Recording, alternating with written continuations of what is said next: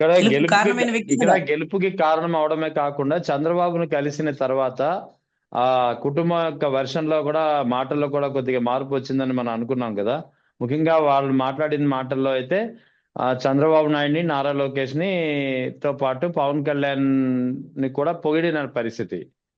అన్యాయం అయిపోయినా సరే, ఆ బిడ్డ కనిపించకపోయినా సరే, మొన్నటి వరకు పట్టించుకోలేదని చెప్పి ఎవరినైతే పవన్ కళ్యాణ్ విమర్శించారో అదే పవన్ కళ్యాణ్ ఆదుకున్నాడు. అదే పవన్ కళ్యాణ్ దయ వల్ల మాకు న్యాయం జరుగుతుందనే భరోసా ఉందని చెప్పి ఆ మేనమామ గాని, విజయలక్ష్మి గాని స్వయంగా చెప్పారు చంద్రబాబుని కలిసిన తర్వాత. అయినా సరే పవన్ కళ్యాణ్ నిన్న కాకినాడ మాటామంతి కార్యక్రమంలో ఒక రౌడీ ఎలిమెంట్ ని చంపేస్తే నేను స్పందించమని నన్ను అడుగుతున్నారు, నేను ఎందుకు స్పందించాలన్నం ఎంతవరకు సమంజసం? సార్, ఒక రౌడీ ఎలిమెంట్ ని చంపేస్తే గౌరవ డిప్యూటీ సీఎం గారు స్పందించాల్సిన అవసరం లేదు, స్పందించాల్సిన అర్హత కూడా ఆయనకి లేదండి. ఉమ్, ఎందుకంటే అక్కడ స్పందించాల్సింది హోంశాఖ మంత్రి గారు. ఉమ్, ఆవిడకే అర్హత ఉంది, ఆవిడకే అధికారం ఉంది. పంచాయతీ ఉమ్, శాఖ గురించి ఆయన స్పందించాలి కానీ అన్ని శాఖలలో ఆయన తల దూర్చకూడదు. ఆ ఉమ్, విషయం ముందు ఆయన తెలుసుకోవాలి. ఆయన ఎవరు స్పందించమని అడగల. కాకపోతే ఉమ్. పార్టీకి పని చేసినాం కదా, మా నాయకుడు కదా, అది అతను చెప్తే చేసినాం ఎగ్జాక్ట్లీ. కదా అంటూ వాళ్ళు అనుకోవచ్చు. కానీ ఆయన అలా ఫీల్ అవ్వాల్సిన అవసరం లేదు. ఆయన పరిధి చాలా చిన్నది. గౌరవ డిప్యూటీ సీఎం అంటే గత ప్రభుత్వంలో నలుగురు ఐదుగురు చేసినట్టున్నారు కదా. ఈసారి అంటే ఐదుగురు ఈయన ఒక్కరికే చేశారు. ఇచ్చారు. ఐదుగురు చేసినారు. అయితే ఇది రాజ్యాంగబద్ధ పదవి కాదు. ఆయనకి అధికారాలు లేదు. ఆయనకి పెన్ పవర్ కూడా డిప్యూటీ సీఎం హోదాలో లేదు. ఆయన శాఖలు ఆయన చూసుకోవాలి కానీ డిప్యూటీ సీఎం కదా అని హోంశాఖలో తలదూర్చకూడదు. గతంలో తలదూరిస్తేనే మందకృష్ణ మాదిగన్న వచ్చి గట్టిగా చివాట్లు పెడితే ఇంకా ఆ డిపార్ట్మెంట్ జోలికి ఆయన పోవట్ల. ఆయన పోదలుచుకోలేదు కూడా. మరి సీఎం హోదా ఉంటుందా? ఎందుకు ఉంటుంది? డిప్యూటీ సీఎం అంటే ఉండదు కదా, ఉండదు కదా. సో మరి ఆయన మనం ఎందుకు అడగాలి? అడగకూడదు. ఆయన అడిగి ఇబ్బంది పెట్టకండి. ఇప్పుడు చూడండి, ఆయన అడగగానే ఆయన కోపం అంతా ఎమ్మెల్యేల మీద చూపించారు. ఎమ్మెల్యేల పాపం బయటకు వచ్చి ఆనా కొడకలారా, నువ్వు దమ్ముంటే కాకినాడలో పోటీ చేయి. అర్రే, వాళ్ళ ఓటింగ్ లేని పులివెందుల్లో 20,000 30,000 రెడ్ల ఓటింగ్ ఉన్న దగ్గర దగ్గర దగ్గర ఎక్కువ ఓటింగ్ ఉండే బలిజల మధ్యలో గెలిచినాడు. బలిజల మధ్యలో గెలిచినాడు. కుప్పంలో చంద్రబాబు గారికి 2,000 కమ్మ ఓటింగ్, మిగతా అంతా అనదర్ క్యాస్ట్ ఓటింగే. మరి ఆయన అక్కడ పోటీ చేసినాడు, అక్కడ పోటీ చేసినాడు. మరి గౌరవ పవన్ కళ్యాణ్ గారు మాత్రం ఆచి తూచి ఎందుకుని గాజువాక, భీమవరం, లేకపోతే పిఠాపురం, పాలకొల్లో, తిరుపతో ఎంత ఏరియాలు ఎందుకు ఎంచుకుంటారు వాళ్ళు? కాపు సామాజిక వర్గం ఉన్న ఏరియాలు కాబట్టి మాత్రం. ఇక్కడ చాలా హుందాతత్వమైన రాజకీయం చేసినటువంటి చిరంజీవి గారి పేరు చెడగొట్టడానికి కాకపోతే ఆయన ఎప్పుడు కులాన్ని తుస్కారపరచలా, ఎప్పుడు కులాన్ని దూషించలా. ఇతను మాత్రం ఎందుకు ఆ కుల భావన, నేను కాపులకు చేస్తానన్నా, ఎందుకు కాపులు నా వెంట పడతారు అన్నట్టుగా మాట్లాడుతుంటే, అంటే పని చేసిన కాపులు చాలా బాధతో ఒక పెద్ద ఆయన ఒక మాట అన్నాడండి.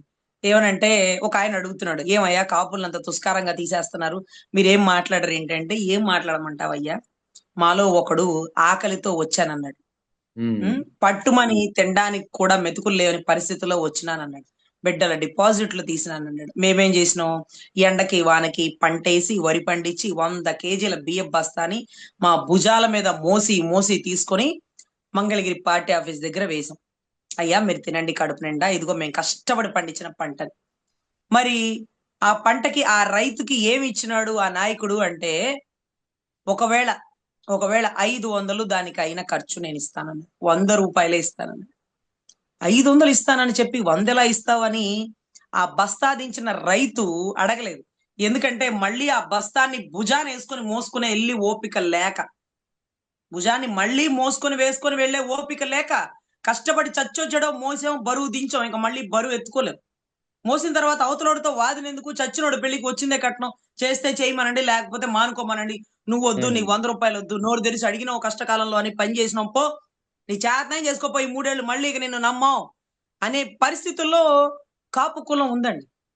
కాపు సామాజిక వర్గం ఓపెన్ గా ఆ మాటలతో, అవతలోళ్ళు మాట్లాడే మాటలతో నలిగిపోతుంది. మీకేం చేసినాడా మీ ఓడని నెత్తినెక్కించుకున్నారు.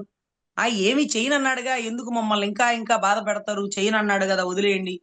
చేయకపోతే పోనీలేండి, మా బతుకులు మేము బతుకుతాం, మాలో ఒకడు ఎదగాలి, రావాలి, మాకేదైనా చెయ్యాలని అనుకున్నాం. మాతో పాటు అందరికీ చేయాలనుకున్నాం. ఎందుకంటే రంగా గారు కూడా కులానికి ఏమీ చేసింది కాదండి. అన్ని కులాలకి నాయకుడిగా నిలబడ్డాడు. కానీ మా కులపోడని చెప్పుకున్నాం. ఇక్కడ పవన్ కళ్యాణ్ గారు మా కులపోడని కూడా చెప్పుకోకండి, చెప్పకండి మా కులం అని. నేను కాపు కాదు, నాకు అసలు కులం లేదు అంటూ చెప్పేస్తే మా బాధ ఎవరితో చెప్పుకోవాలి? అందరు బయటకు వచ్చి ఆయనకి కులం లేదు, ఆయన కులానికి అంటకట్టకండి. అరే ఏమంట కట్టాం, మావోడయ్యా అని చెప్పుకుంటాం, అలా కూడా వద్దట. ఉమ్, కులం లేనివాడు అని చెప్పాలట, రేపటి నుంచి అదే చెప్తాం. అందుకే నేను నిన్న కూడా చెప్పా, కులం ఉమ్, లేనివాడు అయ్యా నమస్కారం, ఉమ్, సభకి నమస్కారం, ఒక కులం లేనివాడు. సో ఇటువంటి పరిస్థితుల్లో ఆయన వెనకాల ఉండే ఎమ్మెల్యేలని రెచ్చగొట్టి తిట్టించి, ఆనా కొడకల్లారా ఈనా కొడకల్లారా ఇక్కడ దమ్ముంటే పోటీ చేయి భాంచత్ అనే మాటలు ఏంటంటే, సింగిల్ గా నువ్వురా భాంచత్ అని వాళ్ళనరా? అవును. ఆ? కాపు సామాజిక వర్గం ఏరియాలో లేంచట పోటీ జై బాంచత్ అని వాళ్ళనరా? ఉమ్, అంటారుగా. కాపు సామాజిక వర్గం లేని చోట పోటీ చేయవా, ఎక్కడైనా ప్లేస్ నువ్వు ఎంచుకో, నువ్వు ఆడ పోటీ చేయి, నువ్వు సింగిల్ గా రా బాంచత్, వాళ్ళందరితో ప్రలోభాలతో రా మాక అని వాళ్ళంటే మనం తలెక్కడ పెట్టుకోవాలా? మనం సింగిల్ గా రాలేము, సామాజిక వర్గం లేని చోట పోటీనూ చేయలేము. ఆ అవతల వాడి దయా దాక్షిణ్యాలతో మన జీవితాంతం బతకాల్సిన పరిస్థితిలో మనం ఉండి, ఈ ఉత్తర కుమారుడు ప్రగల్భాలు మనకు అవసరమా?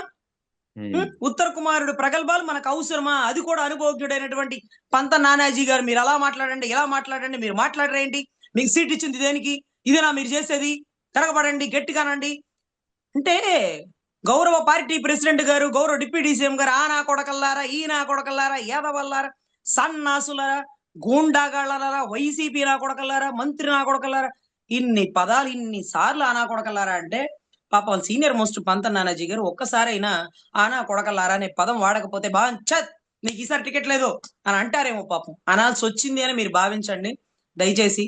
పెద్ద ఆయన మాట్లాడక తప్పట్లేదు, ఇంకా కూడా మాట్లాడిస్తారు, ఇంకా ఎంతో మంది తెర మీదకి వస్తారు. కానీ పాపం కాకినాడలో ఈయనతోనే మాట్లాడించడం ఏంటో. ఎంపీ ఉదయ్ గారు ఏం స్టేట్మెంట్ ఇవ్వలేదా అండి? నెక్స్ట్ ఆయన కూడా ఇస్తారేమో చూడాలి. అవును. అంటే ఎవరెవరి వాస్తవానికి మేడం ఇక్కడ భావజాలం ఎలా ఉంటది. ఇక్కడ అంటే యథా రాజా తథా ప్రజ అనుకోవాలా. ఎందుకంటే అధినేత పవన్ కళ్యాణ్ మా నోటి నుంచి కూడా గూండాలారా నా కొడకల్లారా అనే పదాలే వస్తుంటాయి ఇప్పుడు. సో ఇక్కడ అందుకే అవును పంత సార్, నానాజీ నోటి నుంచి కూడా అవే వ్యాఖ్యలు వచ్చాయి. అవును సార్. ఆయన రోజా గారిని డైమండ్ రాణి అన్నప్పుడు అందరం అవును, డైమండ్ రాణి అని అంటాం, అంటాం కదా. ఆయన ఏదంటే మేము అదే అంటాం కదా. అంతే. వైసీపీ గుండా నా కొడకల్లారా ఇలా ఇలా ఇలా ఇలా ఇలా ఇలా చూపిస్తుంటే ఎవరిని బెదిరిస్తున్నావు? వైసీపీ గుండాగాళ్ళని అరెస్ట్ చేస్తానన్నావు, మంచి విషయం, ఓకే. కాలు కాలు చెయ్యి చెయ్యి అనకూడదు కానీ అరెస్ట్ చేయడం పద్ధతైన పని. మరి తెలుగుదేశం గుండాగాళ్ళని అరవకుండా 5 సార్లు అభాషణ చేపించినటువంటి అరవ శ్రీధర్ని నడి రోడ్డు మీద కుక్కను కొట్టినట్టు ఒక పంచాయతీ ఉద్యోగస్తురాలని, ఒక దళిత మహిళని కొడుతున్నటువంటి నీ పార్టీ కార్యకర్త, నీ పార్టీ నాయకుడినో మరి వాళ్ళేం చేయరా? ఓన్లీ వైసీపీ గుండాగాళ్ళనే చేతిలో రేఖలు కనపడనీకన్నా చేస్తారా? మరి టీడీపీ దస్తా గుండాగిరిని, లేకపోతే లిక్కర్లో, బెల్ట్ షాపుల్లో, మద్యంలో, మైనింగ్ లో, తవ్వకాల్లో ఉన్నటువంటి వాళ్ళందరినీ ఏమి చేయకూడదు. వాళ్ళందరినీ కప్పెట్టి కాపాడడానికే నాకు ఈ పదవి ఇచ్చినారు. ఓన్లీ వైసీపీ, ఓన్లీ వైసీపీ, అదేంటది, అదేం ప్రభుత్వం? తప్పు ఎవరు చేసినా ప్రశ్నించాలి కదా. గత ఉమ్, ప్రభుత్వంలో నేను మాట్లాడితే తప్పట్లు కొట్టినారు కదా, బాగా ప్రశ్నిస్తుంది రజనీ, బాగా ప్రశ్నిస్తుందని. ఇప్పుడేమన్నా మైనింగ్ లో వాళ్ళు మోసాలు చేస్తున్నారు, లిక్కర్ లో మోసాలు చేస్తున్నారు, మట్టి అమ్మేస్తున్నారు. చింతమనేని ప్రభాకర్ మీద తిరగబడిన ఒక లాయరు, ఆయనతో పాటు కలిసి ఎన్నో సంవత్సరాలు పనిచేసిన ఆయనే ఈ రోజు ఆయన చేసిన ప్రతి తప్పును ఎవిడెంటరీగా చూపిస్తున్నారు. ద్వారంపూడి ఇంకా కూడా ఆ బియ్యం స్మగ్లింగ్ చేస్తున్నాడని కొలికపూడి శ్రీనివాస్ గారు ఎవిడెంటరీగా పెట్టుకుని గౌరవ డిప్యూటీ సీఎం గారు ఆయన మీద చర్యలు తీసుకోమని పౌర సరఫరాల శాఖ మంత్రికి రికమెండ్ చేయొచ్చు కదా అయ్యా, చేయకూడదు. ఇంతకీ సీజ్ ద షిప్ ఆగిపోయింది, వెళ్ళిపోయిందిగా. ఇంతకీ బియ్యం ఇప్పుడు కూడా స్మగ్లింగ్ అవుతుందంట కదా, ఎంత వస్తుంది దాని మీద అని రాష్ట్ర ప్రజలు అడుగుతున్నారు. సార్ చాలా దారుణం ఏంటంటే, కాపు సామాజిక వర్గం ఏ పరిస్థితుల్లో ఉందంటే, అనకాపల్లి కాన్స్టిట్యున్సీ అనుకోండి, 5 లక్షలు 6 లక్షలు ఓటింగ్ ఉండే అనకాపల్లి కాన్స్టిట్యున్సీ. ఎంత కాపు కమ్యూనిటీ ఓటింగ్ ఉందంటే, ఎంత బలమైన నాయకులు ఉండేవాళ్ళంటే గతంలో, ఇప్పుడు ఆయనకి ఎవరికి ఇచ్చినారండి? సీఎం రమేష్ గారికి. ఆయన కాన్స్టిట్యున్సీ ఎక్కడండి? ఎక్కడో బద్వేల ఏరియా అనుకుంటా కదా ఆయనది. అవును, అంతే అక్కడే, రాయలసీమ కడప జిల్లా. కడప జిల్లా అతనికి అనకాపల్లిలో టికెట్ ఎందుకు ఇచ్చినారు? అనకాపల్లిలో ఏ బలంతో గెలుస్తాడని ఇచ్చినారు? ఆ టికెట్ నాకు ఉంచండి, మా అన్నకి ఇస్తానని చెప్పినాడు కదా. వాళ్ళ అన్నకి ఇవ్వకుండా ఆ టికెట్ ఇతనికి ఎందుకు ఇచ్చినాడు? వాళ్ళ అన్న కంటే ఇతని మీద ఎందుకంత ప్రేమ? వాళ్ళ అన్న దగ్గర లేనిది ఇతని దగ్గర ఉన్నది ఏంటి? పేమెంటా? అంటే డబ్బులు తీసుకొని టికెట్లు అమ్మేస్తున్నారా? అంత బలమైన ఓటింగ్ ఉండే కాన్స్టిట్యున్సీలో సోము వీర్రాజు గారండి, పాపం ఏ మాటకి ఆ మాట బీజేపీలో ఉమ్, కాపు నాయకుడు. బీజేపీలో ఒక కాపు నాయకుడు గతం నుంచి కూడా పనిచేసినారు. పవన్ కళ్యాణ్ గారిని స్వయంగా నరేంద్ర మోడీ గారికి పరిచయం చేసినటువంటి సోమ్ వీర్రాజు గారు.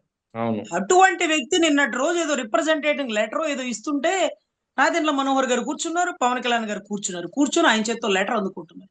పెద్ద ఆయన కదా, వయసులో పెద్ద ఆయన, రాజకీయంలో పెద్ద ఆయన, అవును. ఎన్నో సార్లు గెలిచిన ఆయన, లేకపోతే అనుభవజ్ఞుడు. నిన్ను ఒక స్థాయికి గొప్పగా తీసుకురావాలని తపన పడిన వ్యక్తి వస్తే గబుక్కన లేసి ఆయనతో లెటర్ నుంచోను కదా తీసుకోవాలా? నుంచోలేదండి. అలా కూర్చున్నాడు. పాప ఆయన చేతికి లెటర్ అందిస్తున్నాడు. అనకాపల్లి కాన్స్టిట్యున్సీ ఆయనకి ఇవ్వచ్చు కదండి, ఆయనకి ఇవ్వచ్చు కదా. కాపు సామాజిక వర్గం ఇష్టంగా ఓటేస్తారు కదా. ఆ ఈ రోజు అతను ఎవరండి, అతను ఆ రమేష్ గారు, సీఎం రమేష్ గారు కొన్ని కోట్ల స్కామ్ చేసేస్తున్నారు. కొన్ని కోట్ల స్కామ్ ఆ అనకాపల్లి ఏరియాలో. అంటే ఎంత ఇచ్చినారు టికెట్ కి, ఎంత దొబ్బేస్తున్నారు, ఎంత దేశాలు మళ్ళిస్తున్నారు, ఎంత ఎవరెవరి వాటాలకి ఇచ్చేస్తున్నారండి. అది ఆ రైట్. కాన్స్టిట్యున్సీ సీట్ ని ఎవరికి అమ్మేశారు, ఎంత ఇచ్చి రైట్. అమ్మేసుకున్నారు. సో ఇది మనం ఖచ్చితంగా ప్రశ్నించాలండి. ఇలానే కాదు, వైజాగ్ పరిసర ప్రాంతాల్లో ఎక్కువగా ఉండే కాపు సామాజిక వర్గంలో ఈ రోజు ఎంపీ భరత్ గారు గెలిచినారు. అదే జేడి లక్ష్మీనారాయణ గారు గెలిచుంటే ఎంత గొప్పగా వైజాగ్ బీచ్ పరిసర ప్రాంతాల్లో వివేక బీచ్ ఉంటది కదా, అక్కడ రామకృష్ణ బీచ్ ఉంటది కదా, రామకృష్ణ బీచ్ లో వివేకానందుడు పుస్తకాలు పెట్టుండేవాళ్ళు. మరి చూసినారా, ఈ రోజు భరత్ గారు మాత్రం ఒక రియల్ ఎస్టేట్, ఒక ఒక బిజినెస్ యాటిట్యూడ్ లో అక్కడ బీర్ షాపులు ఓపెన్ చేయాలనే ఆలోచన అవును. వచ్చింది. అంటే ఒక విజ్ఞానవంతుడికి ఆ టికెట్ ఇస్తే ఎంత గొప్పగా ఆలోచిస్తాడు. ఒక వ్యాపారస్తుడికి టికెట్ ఇస్తే బీచ్ లో వ్యాపారాలే చేయాలనుకుంటాడు కదా. రామకృష్ణ బీచ్ లో బీర్ షాపులు, గోవాని తలపించేలాగా వైజాగ్. ఏమిటండి, ప్రొహిబిషన్ ఏమన్నా ఉందా మీ జిల్లాలో? అదేంటది, అదేమొస్తుంది, ప్రాబ్లం ఏమొస్తుంది, ఏం కాదు అంట. ఇక రోజు రాత్రి 10ంటికి తాగినోళ్ళం కూడా రానివ్వనటువంటి పరిసర ప్రాంతాల్లో తాగడానికే వచ్చేటటువంటి పరిస్థితిని తీసుకొచ్చారు. తాగుబోతులు ఎవరనుంటే పోలీసులు లాఠీలతో అరుస్తూ వాళ్ళని పంపించేస్తారండి. కానీ ఇప్పుడు తాగడానికి వెళ్తున్నాము అంటారు, అక్కడే తప్ప తాగుతారు. తాగినప్పటికి తల్లికి చెల్లికి తేడా తెలియని పరిస్థితిలో ఎన్ని అఘాయిత్యాలు జరుగుతాయో. సో వీటన్నిటికీ ఒక వ్యాపారస్తుడికి రాజకీయ టికెట్ ఇస్తే ఇలాగే ఉంటది, చదువుకున్న రైట్. విజ్ఞానవంతుడికి ఇవ్వకపోతే ఇలాగే ఉంటది. అందులోను రైట్. రైట్. కాపు సామాజిక వర్గం బలంగా ఉండి గురుమూర్తి గారు, బొత్స గారు, అమర్నాథ్ గారు అక్కడ ఉండేటటువంటి వాళ్ళందరూ గట్టిగా కుల నాయకులండి. ఈ రోజు అక్కడ ఆయన ఎవరు, రామ్మోహన్ నాయుడు గారు, తర్వాత అచ్చెం నాయుడు గారు, అయ్యన్న పాత్రుడు గారు, వీళ్ళందరూ గెలుస్తున్నారు. కానీ అక్కడ ఓటింగ్ వేసినంత లేకపోతే కాపులు, ఒంటరి, బలిజ ఆ ఓటింగేనండి.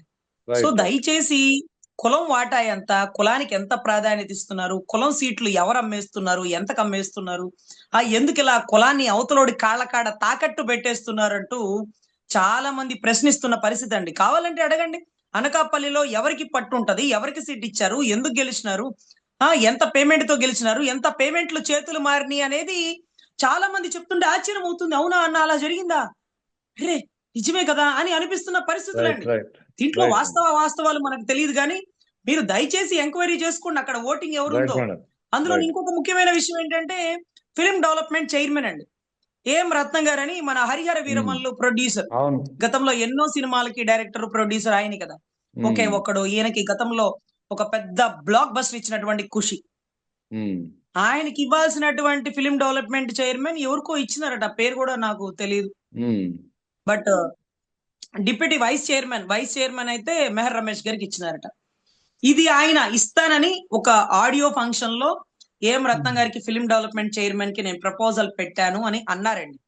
ఆయన అన్నారు స్వయంగా, ఆయన నోటి మాటగా. కానీ ఆయన ఏం రత్నం గారికి ఇవ్వలేకపోయారు. ఏం రత్నం గారు కూడా పాపం కాపు సామాజిక వర్గం. ఆయన ఎన్ని సినిమాలు హిట్, ఆయన సినిమా ఫ్లాప్ అయిన సినిమానే లేదు.